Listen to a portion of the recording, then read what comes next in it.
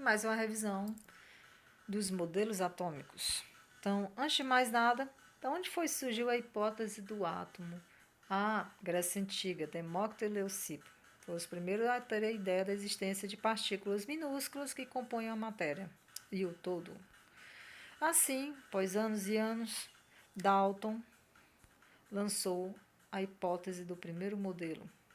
Dalton era químico inglês, tá? E ele disse o seguinte, que o átomo era rígido, maciço, indivisível, indestrutível e tinha uma forma esférica, do qual não apresentava carga elétrica, conhecido como modelo da bola de bilhar. Thomson, assim como Eugene Goldstein, baseou-se nos experimentos do Cox sobre tubos de Cox, que eram parecidos a essas lâmpadas grandes, tá? Então, olha só, Thomson, em 1904, ele propôs o segundo modelo, que é o modelo do pudim de passa. Ele disse que o átomo era uma esfera maciça positiva onde os elétrons estavam inclusos, tá? Chamado de pudim de passa. Thomson propôs a existência dos elétrons e Eugene Goldstein dos prótons, ok? Assim, Rutherford aprimorou um experimento, tá? Chamado de bombardeamento, utilizando material radioativo, do qual bombardeava uma lâmina de ouro. E assim ele propôs e concluiu que o átomo realmente possuía cargas positivas e negativas. Tá? Então, a grande maioria dos raios alfa passou pela lâmina, foram poucos raios alfa e pouquíssimos sofreram desvio. Ele considerou que o alfa seria cargas positivas e os betas as cargas negativas. Só que existe um detalhe aí quanto a esse slide. Existe um erro. Os prótons seriam a vermelhinha e os nêutrons, os azuis. Não existem nêutrons. Rutherford não falou de nêutrons. Quem falou de nêutrons foi Klandisky, foi depois de Rutherford. Então, no lugar desse azulzinho, seria elétrons. Então, a imagem é bem legal, mas houve esse erro aí dos nêutrons. Então, outra imagem com outro erro. Não é nêutron, é elétron. Rutherford não falou de nêutrons. Ok? Então, ele lançou que a maior parte do espaço do átomo é um espaço vazio. No interior existe um núcleo que é formado somente por cargas positivas, somente. No núcleo encontra-se a maior parte da massa, sim, e os elétrons estão girando ao redor. É por isso que é chamado de modelo planetário, devido à história lá do geocentrismo e heliocentrismo da época. Pois bem, não é maciço, possui espaços vazios. Thomson já tinha comprovado a divisibilidade anteriormente. A maior parte da massa é pequena na região do núcleo dotada de carga positiva e os elétrons estão girando ao redor. Beleza? Opa, voltando. O modelo atômico de Rutherford não explica o efeito eletromagnético, ou seja, uma carga elétrica em movimento gera corrente eletromagnética. Assim, um discípulo de Rutherford, Bohr, utilizando as teorias já de Klandisky da existência dos nêutrons, tá? Aprimorou suas ideias com relacionado a níveis, camadas. Tá? O físico dinamarquês, em 1913, disse que o átomo possui um núcleo central, onde possuía prótons e nêutrons, e os elétrons circulando, tá? Onde ocupariam determinadas regiões com níveis de energia, e cada órbita dessa corresponde a um valor de energia. Então, tá aí.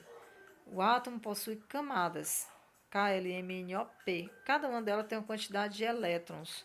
E quando um elétron sai de uma camada e volta, que é chamado saltos quânticos, há a liberação de uma luz. É o que a gente vê aí, salto quântico. Um elétron recebe energia externa e salta. Quando ele volta para a órbita menor, ele emite essa energia em forma de luz. É por isso que é muito relacionada à história dos fogos de artifício. Opa, houve um... De novo. Gente, o que está acontecendo? Identificação dos átomos. Pronto. Um outro erro. Não tem Rutherford, por isso que eu risquei.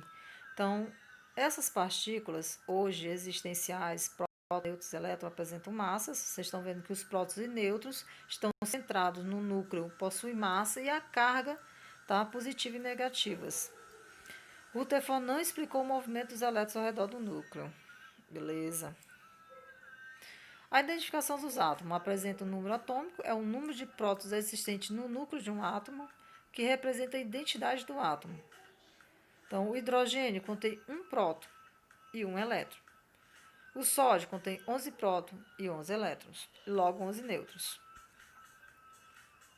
O número de massa é a soma do número de prótons e o número de nêutrons existentes no átomo. Tá aí. A, número de massa, Z é o número atômico, o número de prótons, e N é o número de nêutrons. Os elétrons não são considerados na fórmula, uma vez que a massa dos elétrons é desprezível, se comparada às massas dos prótons e nêutrons. Então, tá aí o exemplo. O átomo de sódio tem 11 prótons, 12 nêutrons e 11 elétrons. Então, a massa dele é 11 mais 12, dá 23. O elemento químico é o conjunto de átomos com o mesmo número atômico. Então, o potássio apresenta o número atômico 19. Logo, uma representação dele. O número que está em cima, o 39, é a massa. O 19 é o número atômico. Como é que eu sei o número de nêutrons? É só subtrair o número de massa menos o número atômico. Obtém-se 20. Ok? Vale ressaltar que o número atômico é a identidade do átomo. É a parte dele que se caracterizam os elementos. Isótopos, isóbaros e isótomos. Isótomos apresentam prótons iguais, isóbaros, massa iguais e isótomos, nêutrons iguais. Cada um deles encontra um conjunto de átomos que apresenta algum número em comum, ok? Então, vamos lá. Isótomos apresentam a mesma quantidade de nêutrons, então é só você subtrair 37 menos 17, 40 menos 20. Os dois vão dar 20, então eles são isótomos.